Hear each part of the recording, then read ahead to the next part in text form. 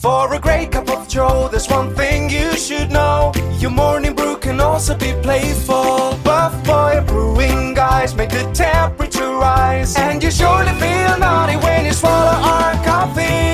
If you want some real heat, give your mouth a fine treat. You will want some more, rest assured. Buff Boy Brewing, you can't get enough of.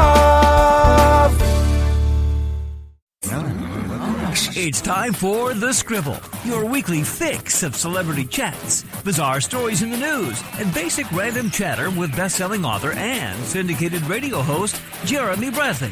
Make sure your seat is in the upright and locked position and your barf bag is securely in place. Here's Jeremy Bradley.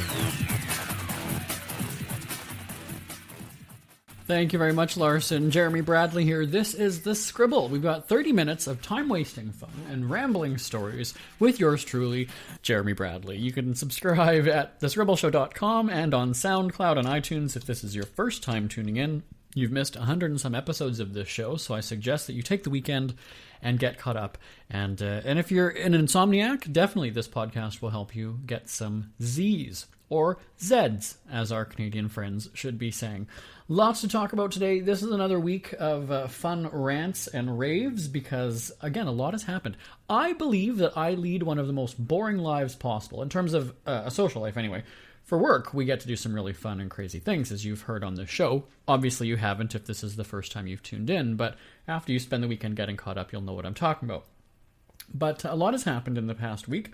I'm going to recap some of those stories and solicit your opinions as well, because I do love hearing from you all the time. You can send an email to live@jbonair.com, live@jbonair.com. Computer technology, speaking of email, we had, earlier in the week, when we were doing our Top 40 syndicated radio show and our country music radio show, computer problems. And I believe it happened last week with the Scribble podcast, if I'm not mistaken. But you get that Windows, it used to be called the blue screen of death. I don't know what people call it now. But it gives you like a frowny face. You know, like it gives you the colon and then the bracket. And that creeps me out because I realize that it's Windows, you know, trying to be cute and clever. But when you get that, you're actually scared to death that you've lost everything on your computer. So to humanize the computer as though it's my computer sending me a text on my screen going, oops, we've crashed, we got to check into this, that it bothers me. I don't like it. And again, maybe it's meant to come across as being less threatening, but it actually comes across as sort of patronizing, like, okay, my computer's a human, and it's going, haha, something's wrong. That doesn't work for me. So the computers, 3 of them, it was happening in our studio, that you can tell the computer's being sluggish, and then all of a sudden, it just goes off. Like, it disappears from the screen. The power light is still on, but it just disappears from your screen. That's a problem when you're doing radio, especially a live broadcast. And then you're kind of like, well, do we leave it for 5 minutes and hope to hell it comes back on? Do we see what's going on? So you end up just shutting it off. That's what most people would end up doing. And then there's that panic of, crap, when's the last time we've backed up the files? When is the last time we've done this? Have we done this? Do we have this? Well, in an office, in a business environment, a lot of times you will have servers and backup and whatever, and you're not that concerned. You can just revert back to a certain day or time. But at home, is there an indication on your computer where you're just like, okay, something's going down. Okay, my system's about to crash. I better go and back everything up. Or do you just lose everything, right? So I think, I'm not a computer guy, and if you are, send me an email, live@jbonair.com, that your computer kind of gives you, there's a few notices where you're kind of like, okay, yeah, this is going a little bit slow. Okay, well, this isn't opening as fast as it normally does. Why is this lagging a little bit? That should be your indication, I believe. So like they say, during when you set your clocks back or forward, that this is a good time to check the battery in your smoke detector, I highly recommend you, maybe more than twice a year, definitely take a look at your system and go, okay, let me back this all up. Then, if you do back it up like I do on an external hard drive at home, I've got one of my staffers who's like, well, you realize that external hard drive can also crash. So basically now I have 2 external hard drives, and I'm constantly backing up. And then I back those up onto my laptop as well. You could spend all week doing this, if you think about it. If you were to do this every Friday, to back up your system onto one hard drive, then to the other, then to a laptop. If you're that paranoid about losing everything, which it can happen, things do crash. It happens with my BlackBerry. Yes, I'm a BlackBerry user, where, things just disappear from your phone, and then you're kind of like, oh, well, I backed it up. When was the last time you did that? Oh, January 7th. Okay, well, it's the end of March now. Like, that's a problem, isn't it? Because you get a lot of things. You get a lot of sex, you get a lot of porn, you get a lot of stuff on your phone in the course of 3 months. That's just my work phone I'm talking about. But anyway, how often do you back up your files in your system? Send me an email, live@jbonair.com, live@jbonair.com. And I hope, if I read your email, I hope it doesn't crash my system. And if it does, well, piss on you. No, it'll go to my phone, and you can hack into my phone and upload all of my dirty messages onto a cloud. I still don't know what a cloud is. I don't have a cloud. We've got a lot to talk about today, and we're going to continue that right after this break. Airfares go up and down more than planes themselves. Pricearazzi.travel has you covered when flight prices change on Expedia.com. If the prices drop, you'll be sure to know about it. There's already so much to remember when you travel, and you shouldn't have to worry about paying more than you needed to on your flights. Let Pricearazzi.travel keep an eye on that for you.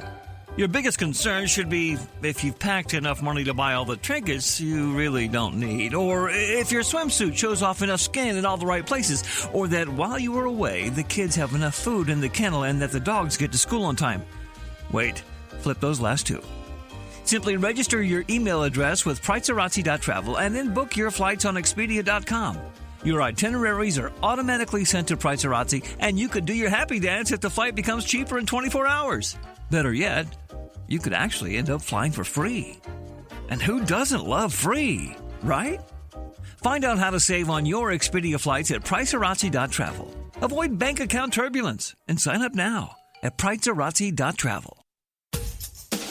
Ever had something to get off your chest but never had the balls to say it? That's a load of crap. Speak Free with JB.com is exactly what you've been waiting for. Your chance to tell it like it is and not care what anybody else thinks. Have your say on issues of the day. Join newspaper and radio columnist Jeremy Bradley as he tells it like it is. Hundreds of thousands of people have stopped by, including some well-known celebrities who have had a chat with JB and speak candidly about what's really going on in the world. You can join them too. Have a rant or a rave. Be brave and head on over to www.speakfreewithjb.com now.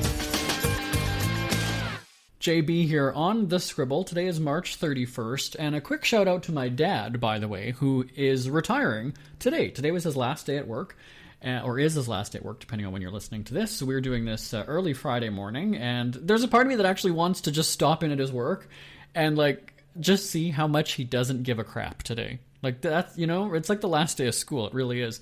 Although I have to admit, I stopped in at his work a few weeks ago. It was St. Patrick's Day. I was out for lunch, and I was at a restaurant not that far from where he works or worked, and stopped in there. And again, it was almost like he's given us 2 weeks notice, right? There was a few months. When you retire, it's a little bit more than a 2-week notice. And he just didn't give a crap then, and you could tell that.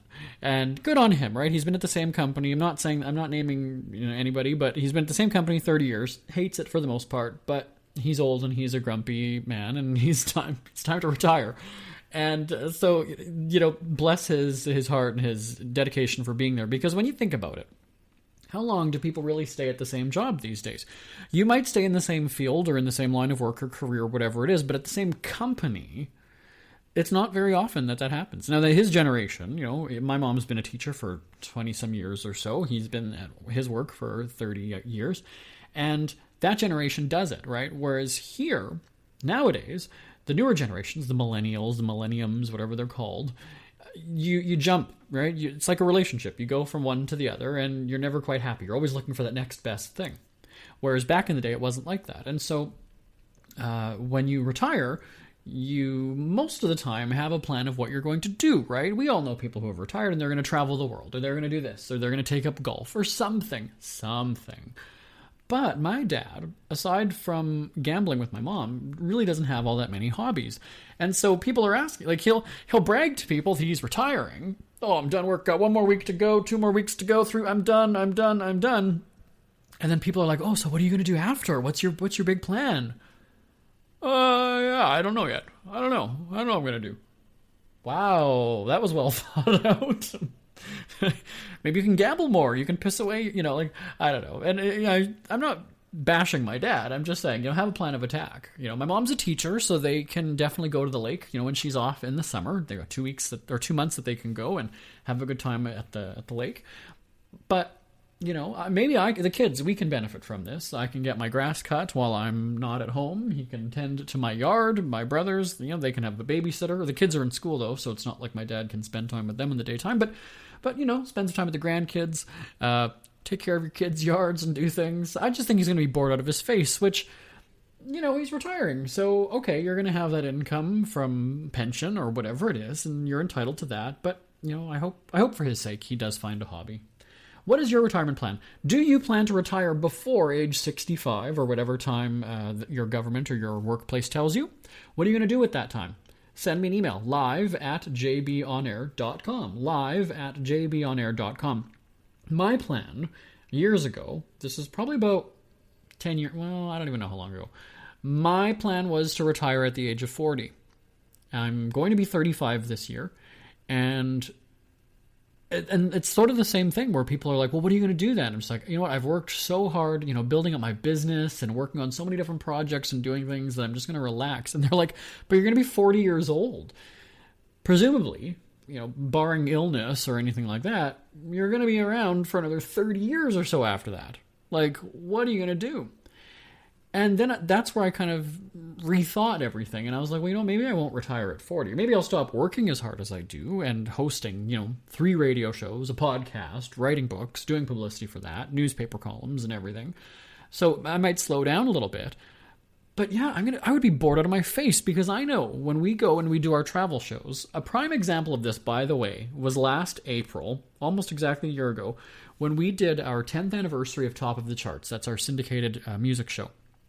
We were in Mexico, the Puerto Vallarta Tourism Board, once again. Flies, we wined and dined, right? It's a free trip. We're covering the area. We're, experiencing it all, celebrating an anniversary. And they left the scheduling quite gappy. There was quite a lot of spaces in the schedule. They did that on purpose. What did I do? I freaked out on people in my office going, we're wasting time. There's a 5-hour window there. We could be covering more things. We could be doing more. And they're like, no, this is actually your time to kind of enjoy a trip to Mexico and not have to be go, go, go, go, go like you complain about. So now we've given you the opportunity to relax and unwind by the pool. And I'm not kidding you, by the way. I had an amazing suite at the Puerto Vallarta at the Marriott Hotel. Stayed there a few times now. And I had 3 hours to kind of do whatever. I was so antsy that I went to my room, I went and got my phone, went back out to the pool, had a drink, walked around. I couldn't lay there, I couldn't sit still, I couldn't just accept that I had time to waste. Just time to do nothing. I'm on my phone, I'm surfing the web, I'm sending an email, and everybody's looking at me going, like, why are you... We've given you this opportunity to relax. So why don't you just do that? So that was only a few hours of a window, okay? So I can't imagine having 30 years after when I retire of that. Would I love to travel the world? Absolutely, yes, I would. Would I love to spend more times with my pets? Yes. Would I love to spend more time with my family? No, but it gives you that opportunity. So I've kind of made the retiring at 40 thing a back burner plan, I guess you'd call it. I don't really know how to describe it. But as of right now, I don't plan on retiring at 40. Do I plan to slow down a little bit? Sure. But full on retiring? No. So again, would love to hear your thoughts on retirement. Send me an email, live@jbonair.com, live@jbonair.com. Speaking of travel, we've got a really fun broadcast coming up for you in the next couple of weeks. I'll tell you about that right after this. Isn't it crazy that you wait for payday, but before you know it, you're strapped for cash again? It's time to stop blowing your money and become a smart spender with the book, The Official Guide to Being an American Cheapskate at cheapskatebook.com. Learn simple ways to cut costs at home every day and during special times of the year. Don't go broke at Christmas. Don't remortgage the house for a fancy vacation. The book is filled with tips to save you money throughout the year. Check out the best-selling book, The Official Guide to Being an American Cheapskate at cheapskatebook.com or on Amazon and iTunes. Jeremy Bradley here on The Scribble, and again, we're at thescribbleshow.com and on SoundCloud and iTunes, and it just on my screen here popped up our our playlist from our country music show, which we are not doing. We're doing the podcast right now. We had some computer troubles, as I mentioned, and it just continues, I guess. It just continues. I mentioned in the last segment about some fun travel coming up. There is an initiative. It's called Dreams Take Flight. It's put on by Air Canada in Canada. And what happens is a bunch of kids get into a plane. Their parents, by the way, have authorized this. A whole bunch of kids in a plane fly down to Disney for the day. In our case, when I go, it's to Disney World in Orlando. And spend a day at Disney and then come back home the same day.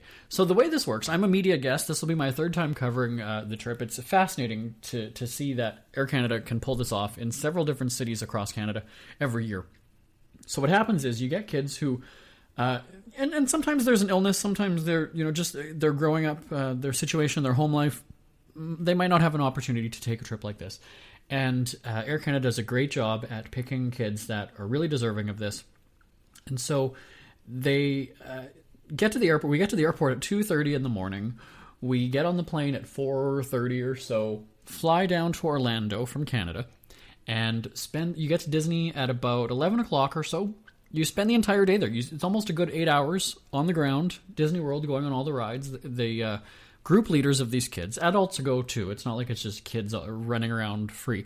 But the group leaders have these passes that get everybody to the front of the line. And it's an incredible day because you see them just having a good time. So if they're sick, if they have some sort of a condition or something in their life, they forget about it, and it's a really great day. About 7:30 or 8 o'clock in the evening, everybody gets together again, gets on the buses, goes back to the airport, and you actually don't even go through the airport terminal. You get escorted in through a back way of the airport right up to the plane. You go up the stairs to the plane, and it's just, you get back home well after midnight. It was about 1 o'clock in the morning or so when we got back. So it is literally a 24-hour journey for these kids. Got to tell you, the plane ride there is the loudest plane ride you've ever been on. There's an in-flight pillow fight where we've got video from last year, actually, dreams.jbonair.com, where there's just all these pillows being whipped through the plane almost after takeoff. And then on the way home, the plane, it's like a silent... You'd think, is there anybody on the plane? It is completely silent because everybody's zonked out sleeping. So I go as a media guest. It is really fun. And I'll be the first to admit that I'm not a fan of kids, but it really is a fun day. I was sort of an all-star with the kids last year with doing selfies and really making them have a good time. So that's what it's about. And it's done almost all, as far as I know, through volunteer work. So the employees that are, pulling it all off and making it happen year after year, I had a phone call with one of the organizers, and she was saying that, no, I do this on my lunch hours, I do this after work, I come in early. So she uses her break time to do it. So kudos to the people at Dreams Take Flight. And that happens on April 12th. We're doing the trip April 12th. You're going to hear a special edition of the podcast that following Friday. So it should be a good time. We did it last year on the podcast here. We had some highlights of, we were talking to a mom, and we had the kids when we were on the ground. I'm there covering it for radio, and we've got a whole bunch of web coverage that goes along with it as well. So it is a good day. Like I said, it happens. We're leaving from Winnipeg on April 12th, but it happens in several cities across Canada. They'll go to Disneyland in California or Disney World in Florida. And it's certainly, it is a once-in-a-lifetime opportunity. 3 times for me as a media person, but the kids definitely, this is something they remember. And one year when I was doing it, there was the group of kids. The boys were just hilarious. They were really funny, and we were doing selfies. And I bought a picture frame, and I ended up sending a picture of us on one of our selfies for the boy's birthday. And it was just really nice because his mom was following on Twitter and kind of keeping in touch that way. And yeah, it's just an incredible day. So again, kudos to everybody that makes that happen. It is a wonderful day, and it really does make a difference to those kids. So thanks to Air Canada and all the volunteers that make Dreams Take Flight happen, and the media guests that help promote it, because I don't think it gets enough coverage, and we definitely want to do our part here from Speak Free Media. So thanks to Air Canada and everybody involved. That special edition of the Scribble podcast will be coming up in mid-April. We've got even more to talk about right after this. Who are the Kardashians feuding with now? What did that little thug Justin Bieber do this time? Who's getting hitched? And who's headed for Splitsville? Hear the latest celebrity news and gossip every day on Entertainment Wrap-Up. The good, the bad, the ugly, but mostly the ridiculously hilarious. It's all recapped in this daily segment at entertainmentwrapup.com. Have a laugh at the expense of the rich and famous when they take themselves way too seriously. It's 3 minutes of time-wasting fun at entertainmentwrapup.com. Check out Entertainment Wrap-Up at entertainmentwrapup.com. Brought to you by Speak Free Books. It's never too early to start thinking about your next holiday. Have you checked out Mexico recently? From tequila tasting, swimming with horses, to ziplining through the jungle and watching whales and dolphins in their natural habitat, Puerto Vallarta has it all. Visit mexico.jbonair.com to see all the fun PV has to offer. That's at mexico.jbonair.com for hundreds of photos, interviews, and videos from around the tourist hotspot. Check out mexico.jbonair.com for all the fun. That's mexico.jbonair.com. Welcome back on the Scribble, everybody. Jeremy Bradley here at the controls. Funny story, just to quickly tell you. This wasn't on our list of stories for me to rant about today, but my dog Basil just came in the room here, and I've got to tell you. Funny story. The other week, we were taping the radio shows, one of our radio shows, and I was talking about my favorite show, one of my favorite shows, Fawlty Towers. And Basil Fawlty is the name of the lead character, right? John Cleese played this guy, Basil Fawlty. And so at the time, I didn't realize what was happening. Now I thought about it after, and it makes sense, and I felt really bad. So I'm going on about Manuel and Polly and Sybil and Basil Fawlty, and my dog kept coming in the room every few seconds and was like, nudging my hand, trying to get my attention. And I'm talking on the radio, so I can't be like, hey, get lost, quit it, knock it off. So I was sort of like pushing him away, like, okay, leave me alone. Come on now, you know the drill here when I'm talking into the microphone. My dogs are very good for this, by the way. They will, if I'm taping in my home studio, which happens quite frequently, or if I'm in here today, as soon as I kind of sit in position and start talking to the wall, essentially, they will walk out. They leave where I am, and they'll go. And so that day, I'm like, what is your problem? And it's happened sometimes where, okay, well, I've just thrown up and now I'm coming in to apologize, basically, or, hey, I want you to come see what I did. And I was so mad. Then I realized I kept saying, Basil Fawlty, Basil Fawlty, Basil. Well, he's hearing his name and he's thinking he's doing the right thing by coming to see me. And here I am getting mad at him, going, what do you want? Leave me alone. And I felt so bad. So after that, I did go, I was apologizing. Of course, the dog doesn't understand why you're apologizing. He won't remember that's what it is. But certainly he was doing the right thing in the moment. And I felt bad that I'm shooing him away, even though I, in a sense, was calling him. Because, again, you expect a dog when they hear their name to come in on command. That you want, they're expecting, they're doing the right thing. So my apologies. There's Basil again. My apologies to Basil, who was just being a good dog and listening for when he heard his name and he came to see what was up. So there's my apology to my dog. It was National Puppy Day. What was it? Last week or last Friday or so, wasn't it? So there we are. Was it on National Puppy Day that I was doing that? No, it wasn't. There's also another day coming up. It's your tax deadline day, right? For filing your taxes. And I, like a good tax-paying citizen, and I am a president, but not of a country. I'm the president of a company. I filed my taxes. I don't do them for the company. I don't do that at all. Are you kidding? But I do, from time to time, like to take initiative and attempt to do my own taxes. I do have an accountant. She'll jump in, if need be, but I kind of want to know. Over the past couple of years, I've sort of stepped up, not just since the Trump days, but I've wanted to somewhat understand what I'm doing and what I'm filing.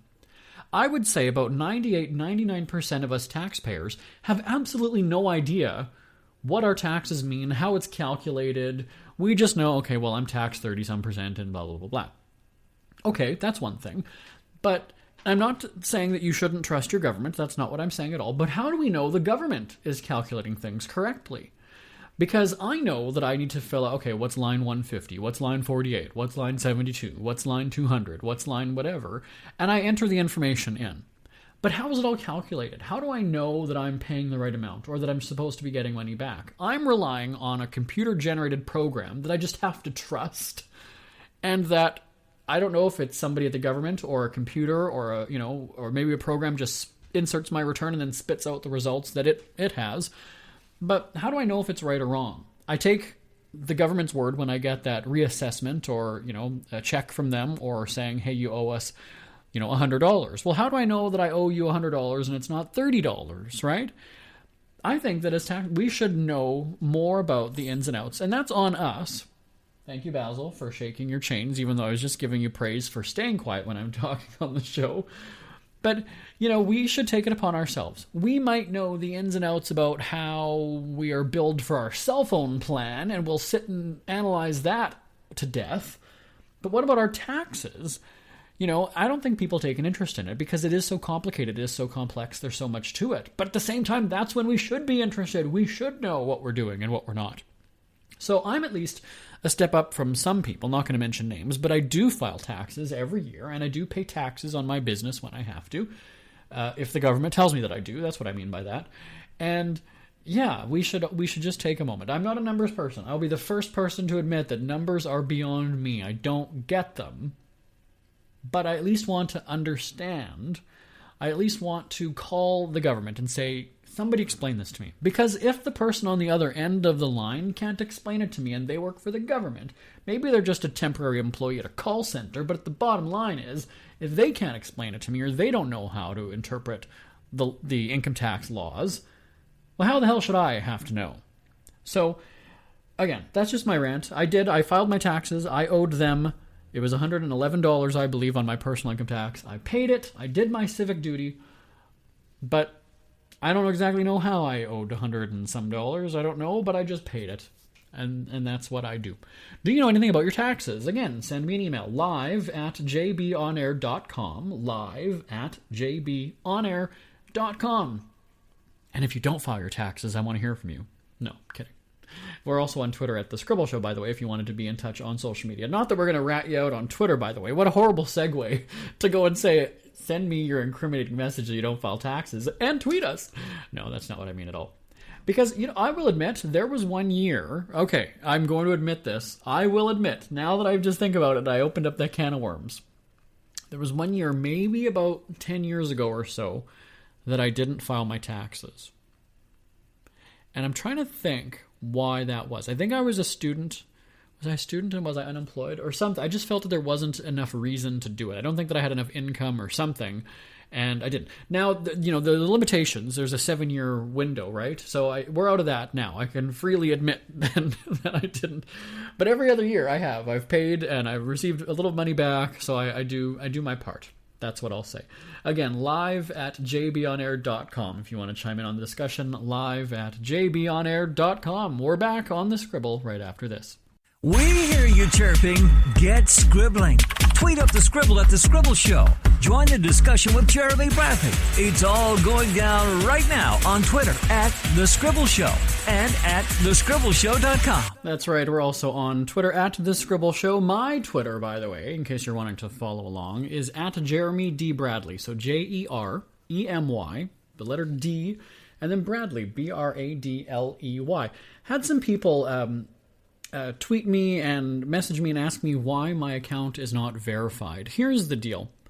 I could give a rat's ass if I'm verified or not. I guess in the social media nerdism world, that makes you legitimate in some sense. I really could give two shits about if I am verified or not. I know I'm a real person. I know that we produce these radio shows and whatever, so if Twitter believes I'm a real person, doesn't matter to me. So that's why. And it's weird that people use that as like a badge of honor, that they're somehow special and that they're legit because of that. Well, I don't care. I've owned a company for 10 years. We do really well. We've had some pretty successful radio programming and best-selling books, and that's what matters to me. So people who laugh and go, well, I'm verified and you're not. I ran into this. I'm going to tell you this story next week on the show. Remind me to talk about the basement bloggers. And that's actually a chapter in my upcoming book. I will tell you about the basement bloggers who are social media nerds and how they tried to shun me and make me feel like I was less of a person. Seriously, I'm not just going on a rant. They actually really, truly made me feel that way. And it didn't work because I own a successful company and they're basement bloggers. So I will tell you this story that's in my upcoming book next week here on the podcast. So feel free to give me a shout by email and not on an unverified Twitter account. You can email live@jbonair.com, live@jbonair.com. And again, we're on Twitter @The Scribble Show. You can check that out @The Scribble Show. Or my own Twitter is @Jeremy D. Bradley. I will talk to you same time, same place next week. Thanks for subscribing and tuning in on SoundCloud and iTunes. Bye-bye, everybody. Want more Scribble? Check out thescribbleshow.com for past shows, celebrity interviews, cheapskate tips, and more. That's at thescribbleshow.com and on Twitter @thescribbleshow. The Scribble is a speak-free media presentation. If you want some real heat,